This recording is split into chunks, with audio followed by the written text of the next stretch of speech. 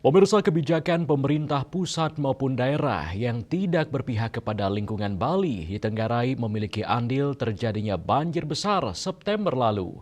Pemerintah dinilai lalai dan tidak becus dalam mengurus lingkungan yang berakibat timbulnya bencana.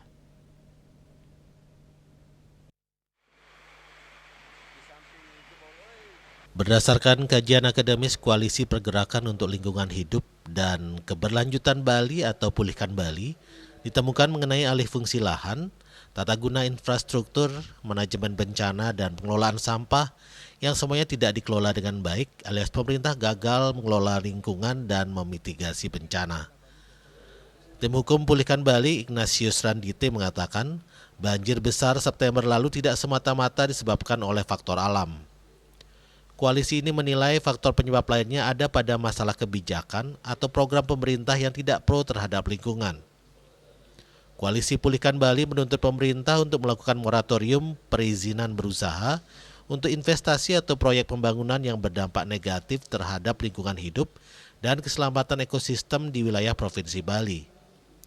Pemerintah diminta melakukan tindakan korektif terhadap kebijakan dan praktik yang berkontribusi pada terjadinya bencana terkait iklim untuk mewujudkan pengelolaan tata ruang yang adil, pengembangan infrastruktur perkotaan yang ramah iklim dan responsif terhadap bencana, pengelolaan persampahan dan pengelolaan lingkungan hidup yang berkelanjutan, partisipatif dan inklusif di kawasan Denpasar, Badung, Gianyar, dan Tabanan atau Sarbagita, Provinsi Bali.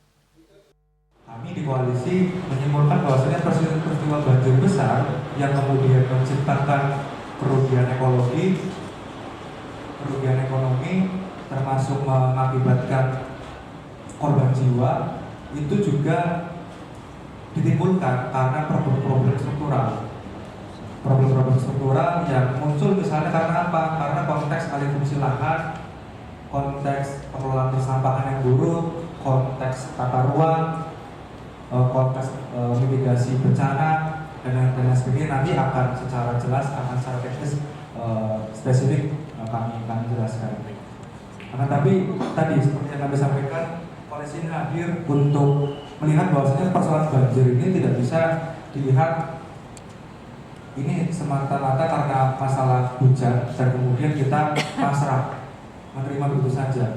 Ini adalah problem struktural di mana pemerintah juga terlibat dan harus bertanggung jawab terhadap terjadinya banyak sekali kerusakan termasuk kerugian yang ditimbulkan oleh masyarakat.